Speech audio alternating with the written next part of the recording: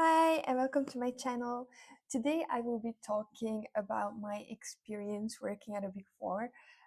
There's definitely a lot to talk about, so I'll try to keep it short, but I'll divide this video in a few different key parts. So if you're not interested in the whole video, you can just check out the timestamps below and skip to the part that interests you the most. Basically, what I want to address today is it really worth it working at a Big Four? Is it worth the hype? Do you really learn a lot? Is it true that you get like burnt out? What kind of experience can you expect if you're about to start working at a Big Four? I basically want to give a clear picture on all aspects for people who might be thinking about joining a Big Four and seeing what they might expect, if it's made for them, if it could be a right match, etc. So first, I want to tell you about what I was doing. So I'm not going to mention which Big Four I was working at, but what I can tell you is that I was a accounting and tax consultant in a department called TRS. So it stands for Tax Reporting and Strategy, and my task basically included um, review of the day-to-day accounting, preparing the VAT returns, the monthly or quarterly reportings, everything related to tax compliance, especially corporate tax compliance. And I think that summarizes about it. There were a few other minor tasks as well, but these were really like the biggest recurring tasks that I would be doing.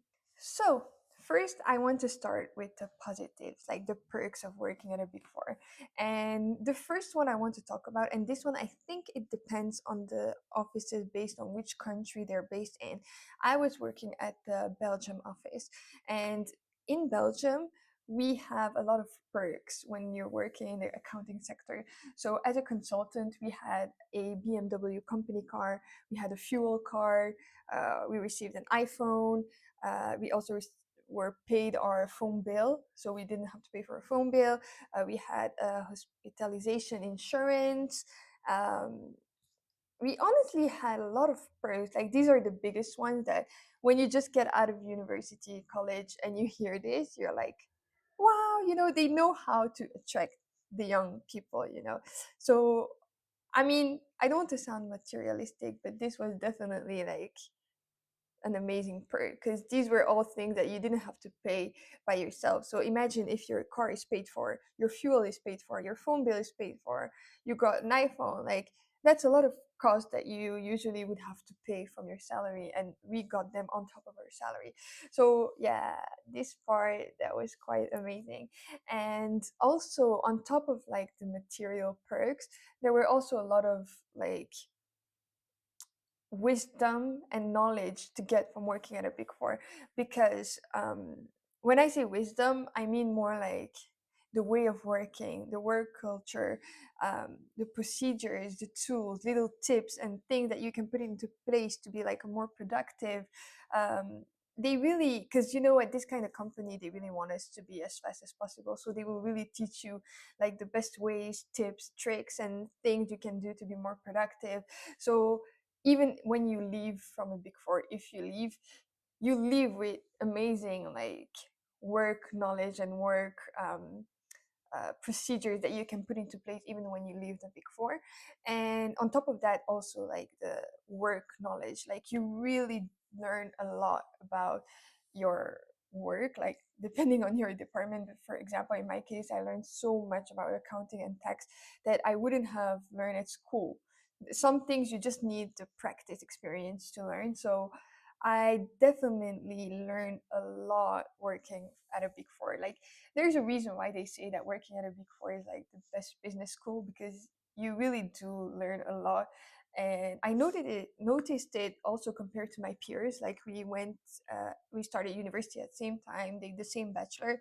They started working at a small accounting firm. I started at a Big Four, and after just 2 years, you could see the difference in things we had learned was massive. Because in that small accounting firm, they were just woo, my gosh, they were just working on smaller clients, smaller files. Um, so it was quite repetitive, nothing new. But in my department, we used to work on the multinational, super big companies. They all had their own particularities. Like it was really a lot to learn from, and I feel like grateful to have gotten all that experience. Also, it's this one's also a bit cliche, but the prestige from working at a big four, it really works at your advantage, because when people see that you work at a big four, it opens so many opportunities and possibilities. Today I am not working at the big four anymore, and I started my own business. I started my own journey as a self-employed, and even as a self-employed person, the fact that I have worked at the big four still opens up doors, because when I'm talking to potential new clients and they hear that I come from big four, they're like, oh, okay, she knows what she's doing. So definitely having the big four on your resume, it really adds a lot of value for when you want to leave, if you want to look for a new job, or even, like I said, start as a freelancer. You will definitely have this as a plus to sell you, compared to other people who haven't worked at a big four, for example. So yeah, that's definitely nice to have as well, especially when you're thinking about leaving. Also, one thing that I really liked was the flexibility, because we were working with flexible hours. So you could organize your day however you would like. You just had to work your 7.5 hours per day, and for the rest you can organize it as you want, as long as you respect like meeting times, of course, and you meet the deadlines. But for the rest, you can organize it as you want. So if you want to take a 3 hour break for lunch or 2 hour break for lunch, and then work longer in the evening, that's fine. You can really do it how you wish. So that's pretty awesome, because you have a lot more flexibility in your day. Let's say you don't want to go grocery shopping in the evening because there's so many people. You just go during your lunch break, even if you have a longer lunch break, because you know you can catch up on that missed hour in the evening, for example. So that was also pretty nice. I know that not every company offers this kind of like advantage, so that was really nice to have, honestly. And lastly, I mean, some people can see this as a negative thing, but for me, it was quite nice. Is that usually you work with a pretty young team, because everything happens fast at a big four. So usually you're working on a team with junior, senior, manager, and then director. And usually from junior to senior, or from junior to manager, it's quite a young team, because you get promoted quite fast. For example, for me, I was promoted from junior consultant to senior consultant after 2 years. So even for the juniors joining, they had quite a young senior. And then same for managers. If there were some managers that got promoted quite quickly because they had really good reviews, they were only maybe 3 years older than me, or 4 years. So for me, being quite an introvert, it was always easier to work with younger people. It was easier for me to like open up and then talk and then ask questions than if it was like a senior that's like twice my age. So yeah, that was also quite cool, actually. Now, for the downsides of working at a big four, the first one, and that's the one you probably hear the most, is that the workload is really no joke.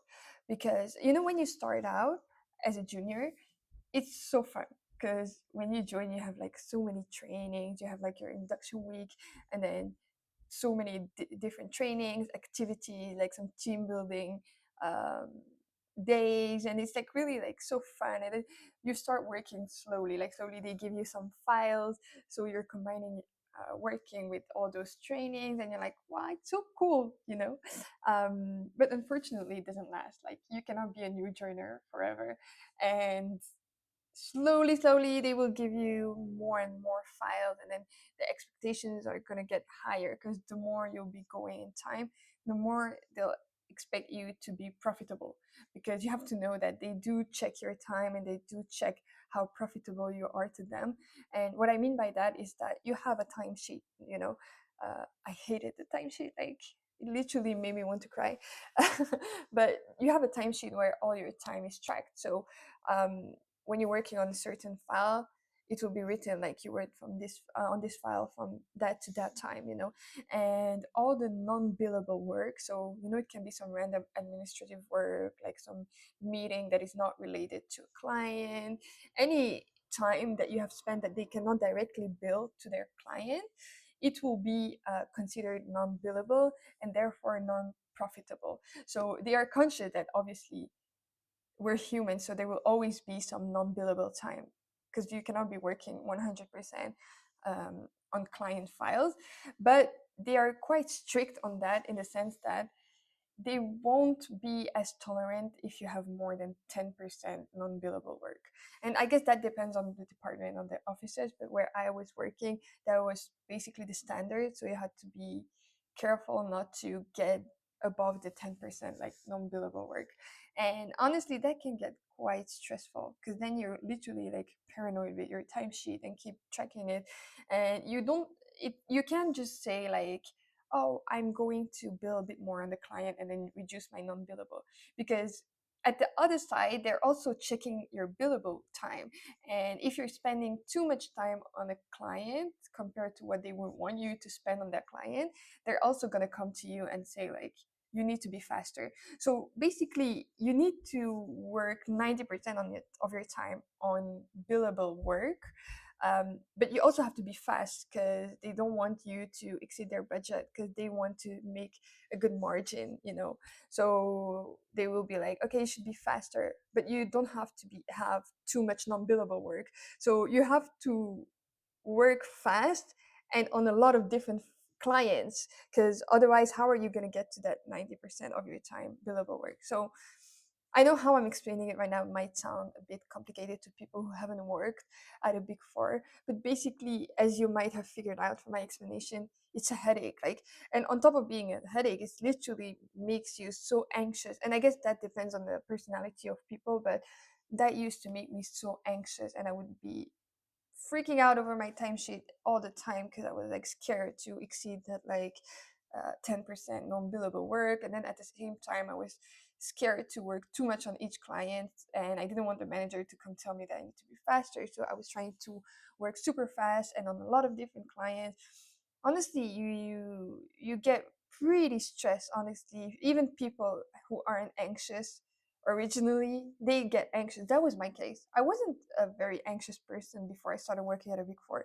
Even when I was a student at college, it was like I would just stress like the 20 minutes before the exam, that last minute stress, and then that's it. Like, I haven't been really a stressed or anxious person, but ever since I have worked at a big four, I have become quite an anxious person. And even now, it's been 2 years since I quit, I think. And honestly, I still have these anxious traits that I didn't have before. So it's honestly no joke. And that's also one of the reasons that eventually made me quit, because I was literally getting physically sick. Like, I started getting like some really bad stomach aches due to anxiety. I started having chest pains. For the first time in my life, I had a panic attack. Like, I figured that my health was more important than whatever perks I have mentioned before.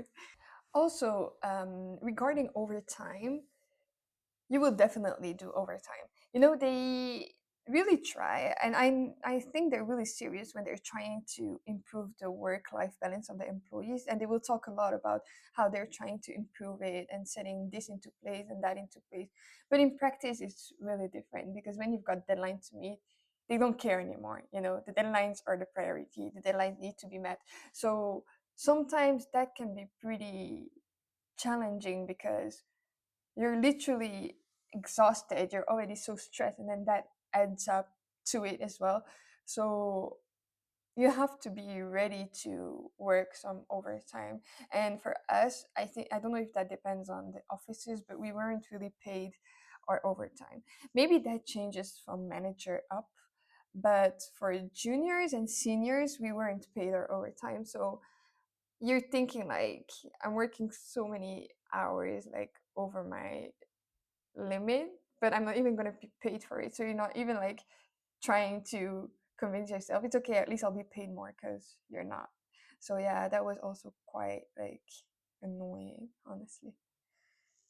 Some people will ask, like, is the compensation fair? And honestly, when you're like working overtime and you're like so stressed and feeling so anxious and you're feeling so bad, you will be thinking like, I'm not paid enough for this. But realistically speaking, we were actually in the market. Like, when I look at the similar roles in different companies, in other big fours, or in even some outside companies, basically we're inside the market like salary range. So you're not paid a lot more compared to what some people will think, that at the big four you're paid like way more, because not at all. We're just like average salary compared to other companies. And yeah, of course we do have those perks like the car and fuel card, etc. But I mean, salary rise, we're really average. Some people ask whether you feel supported, when you're feeling so anxious, so stressed, and then you feel burnt out. Because I did get burnt out. Like at some point, I had to take some time off from work when I started getting some really bad, um, like consequences from that anxiety.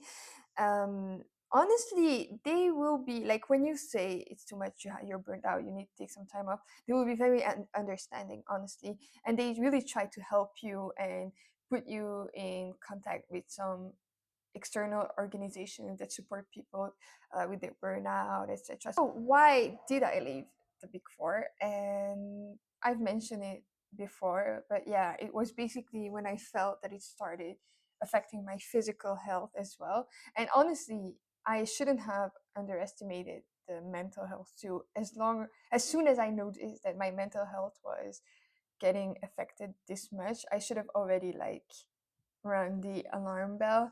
But unfortunately I didn't, and it's when I started seeing all the like physical effects on my body, like my bad stomach aches, my chest pains, I started, oh yeah, I started throwing up. I remember that was one of the first triggers, because I started throwing up in the morning from anxiety. I never had that before. So these are all the things that made me realize like my body is literally getting sick. And I remember asking myself, like, do you think this is normal?